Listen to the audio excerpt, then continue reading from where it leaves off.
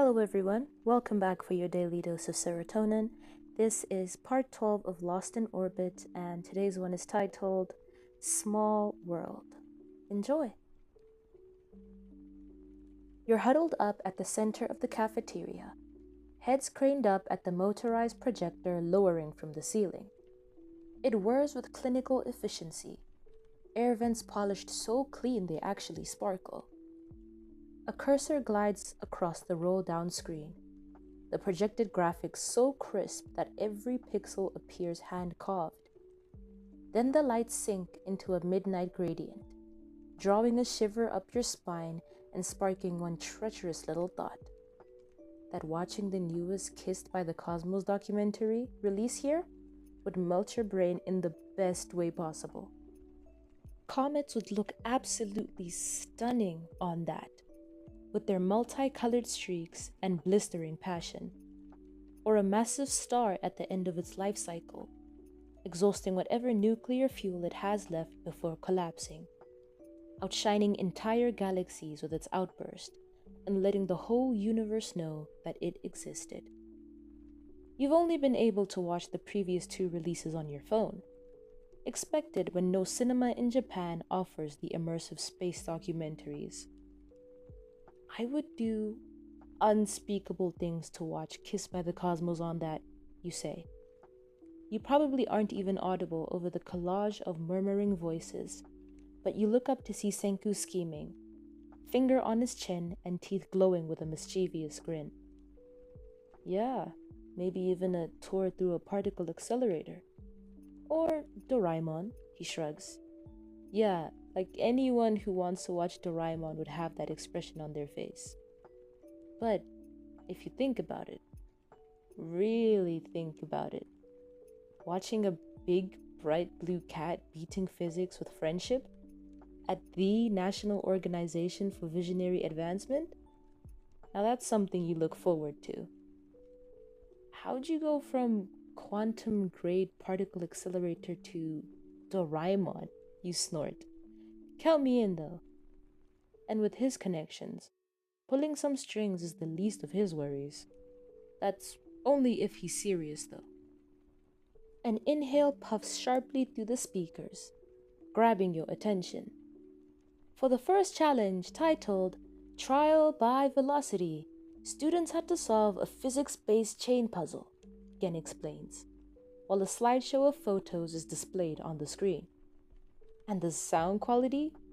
It's as if the speakers have decided to bypass your ears and vibrate through your entire spine. With each name called and face displayed on screen, follows a small chorus of celebratory claps. The contenders in question yelp in surprise before beaming and high-fiving their teammates. None of them are familiar, but you clap and cheer anyway, feeling warm with second-hand joy. Now for the second challenge, the intercom announces, but a tidal wave of screams swallows the explanation whole. You're only able to filter out bits and pieces through the noise. And by bits and pieces, you mean the very end. Blind reactor! Blind reactor? You half yell to the side. Senku cranes his head down ever so slightly. You're given a sealed container with unknown materials, and you have to stabilize them using indirect rules like temperature, pH, he explains. Your skin pricks at the warm words brushing past your earlobe, and instinctively, your fingers clasp together, thumbs drawing soothing circles to calm the static. So it's like chemistry charades but lethal? You ask. That's right. You only get 60 seconds for each. If you miscalculate, the whole mixture overheats and collapses, he says. There's a particular tone to his voice. Sharp, curious, almost hungry for the complexity of it. That makes it painfully clear he's analyzed Blind Reactor from every possible angle. This isn't a challenge for casual science lovers.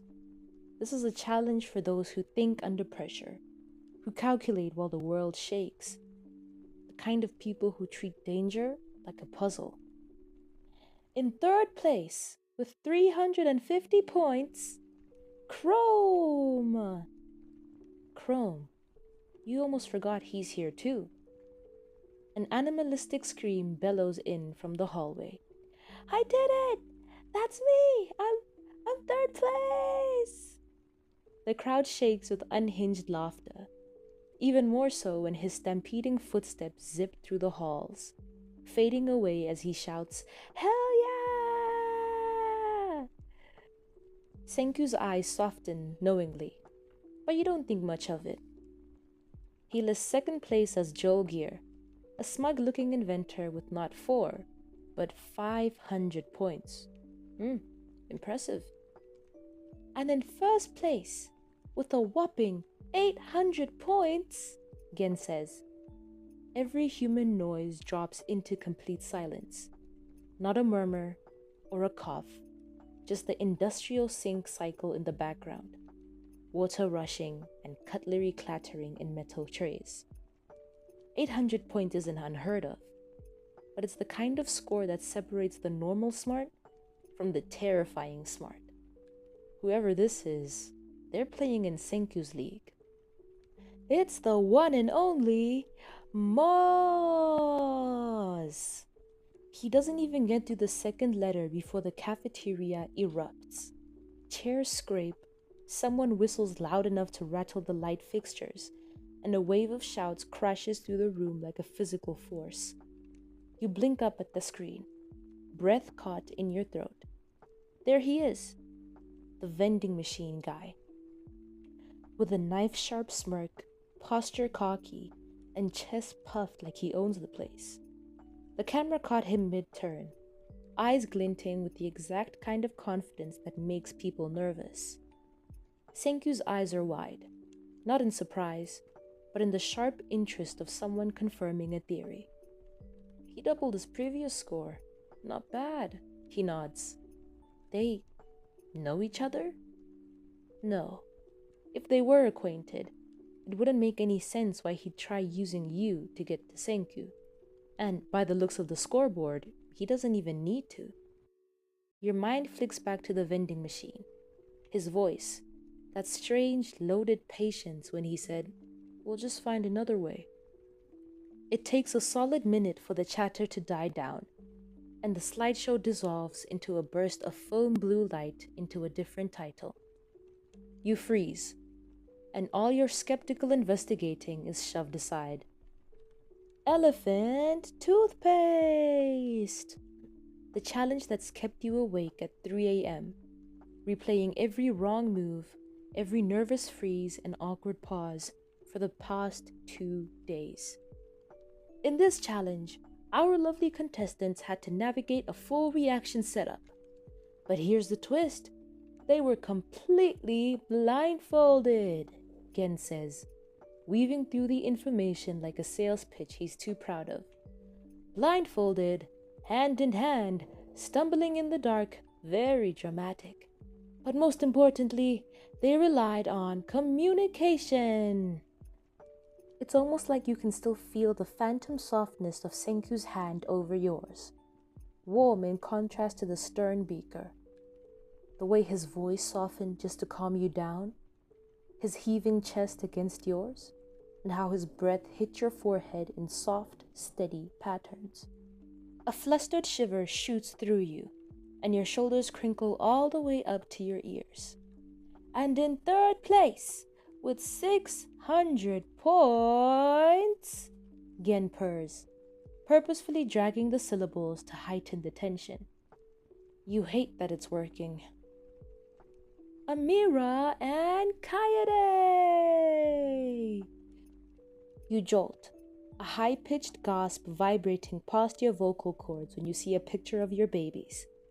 Amira has her signature closed-lipped smile, all while keeping a 7-inch force field distance from Kaede, whose shoulders are bunched up awkwardly. You clasp a hand over your mouth, shoulders shaking with laughter. Her hair, Kaede's pink-streaked and adored hair, is soaked in blue foam. From the way it's flattened against her skull, she obviously stood way too close while activating the experiment. She trauma-dumped to you about it that night, but Damn, you didn't think it was this bad. Thinking fast, you fumble through your pockets before snapping 3 zoomed-in photos of her face. She will not be happy to hear that her cosmetic demise is being broadcasted HD and live in front of the entire cafeteria. You send it to the group chat immediately. Just a nice little surprise for when she's back from her morning duties. Senku snickers over your shoulder. Brutal. After all the teasing and psychological warfare she's put you through? You don't think so. She'll survive, you shrug. Second place goes to a pair from the engineering department. Names you don't recognize, but their victory poses are aggressively enthusiastic. That only means one thing. You're either first place, or you've ranked so low that your name fell into the abyss between PowerPoint slides. That wouldn't be off-brand for your luck. The lump in your throat twitches, more than it should at such small stakes. Any last words? You joke weakly. Senku simply lolls his head to the side with a lazy shrug. Relax, you'll live. A sharp beep clicks through the speakers. Suspense swirls through your stomach, flicking your nerves into a chorus of static pops. Gen draws out the pause like he gets paid by the minute, which tells you one thing. He knows you're listening. In first place. Well, well, well. You might want to hold on to the person next to you for this one. The cheers around you grow louder. The sudden flash of white swipes over the screen like a cinematic wipe. Your faces fill the display. Huge, crisp, impossible to ignore. In the picture, you're standing beside Senku, goggles resting crookedly on your forehead, expression tense and unsure as you stare ahead. But Senku, on the other hand, he's caught mid-action, mouth curved into a soft, unguarded smile, looking directly at you. The sound of your names being called hits like a glass beaker shattering beside your ear. Hold on. You won? That's us? You blurt, and your shoulders shoot back in surprise. You turn to him just to make sure you aren't going crazy, and his lips are curled up into a painfully smug, I told you so, smile. He doesn't budge an inch from your elbow jab. There's no way he didn't know. That's the only way the calmness and cryptic remarks would make sense. Gen told you, didn't he? You move closer. The 2 rebellious antennas of hair flicker up from the force of his chuckle. I told you we'd win. You're the only one surprised here. He did say that. Right before you started the challenge too. But you thought he was joking. Maybe it's nothing for him. He probably racks up victories the way normal people collect dust. But you? You're practically floating. Your cheeks hurt from smiling, your feet won't stay still, and you swear your ribs are fizzing like carbonated water. And to top it off, you beat Kaede and Amira by a whole ridiculous load of bragging rights worth. You drift out with the dispersing crowd, slipping into the hallway where the roar of the cafeteria fades into a scattered hum behind you. The quiet feels softer, almost padded after all that chaos. You don't notice how silent Senku's gotten, or how he adjusts his stride every few steps enough to match yours, so you never fall behind. Every so often, his head cranes at a slight angle, barely a tilt, just to huff at your overly absent-minded hallway shenanigans. You've been vibrating with leftover adrenaline since the second you left the cafeteria, humming and swaying into him by accident. I never got to thank you, you ask, as if your excited buzzing might spill out of your throat. You know, for the experiment and all. No need. I had a pretty solid co-pilot, he responds. To him, stepping in was automatic, obvious, the logical choice. You nod slowly, swallowing down a toothy grin. Senku is an expert at a lot of things: reading data sets, analyzing chemical chains, and reverse engineering half the lab equipment he touches. Reading you, however, that's an entirely different experiment.